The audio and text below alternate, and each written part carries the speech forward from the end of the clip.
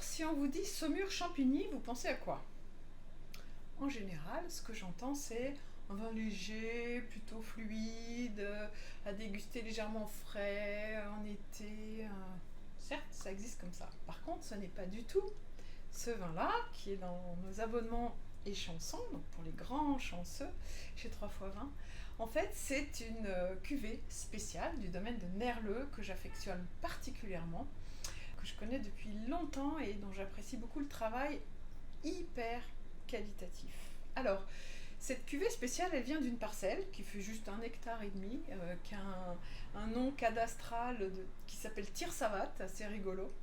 En tout cas, l'idée avec ce vin-là, c'est au contraire de faire des rendements assez faibles pour avoir un vin de garde, un vin concentré qui tire quand même sa grande fraîcheur du fait qu'on soit dans la vallée de la Loire, avec un cépage, le Cabernet Franc, qui a une bonne acidité naturelle qui l'aide à avoir un peu ce sentiment de fraîcheur et de hauteur finalement.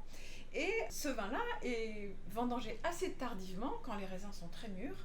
Et ensuite, il passe, après la fermentation, 18 mois en fût de chêne. Et il y en a à peu près 15% qui sont des fûts de chêne neufs. Donc voilà, on a à l'aveugle vraiment l'impression d'un très grand vin, très qualitatif, avec une belle concentration, un bel équilibre, beaucoup d'arômes. Et j'en ai fait l'expérience personnellement, sur plusieurs millésimes, d'avoir conservé le vin plusieurs années. Et c'est impressionnant comme on peut ensuite le sortir dans des événements très festifs, voilà, vraiment des repas de fête. Et là, on est loin du petit Saumur Champigny qu'on déguste au bord de l'eau pendant un pique-nique en été.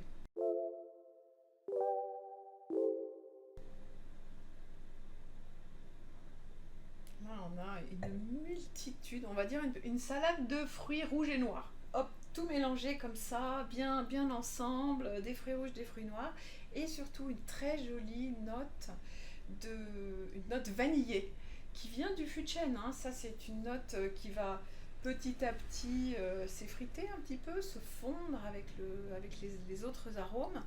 C'est un vin de garde, effectivement, ces petites notes de fruits noirs, on a vraiment de la mûre, de la myrtille et des fruits rouges assez puissants, comme de la cerise noire.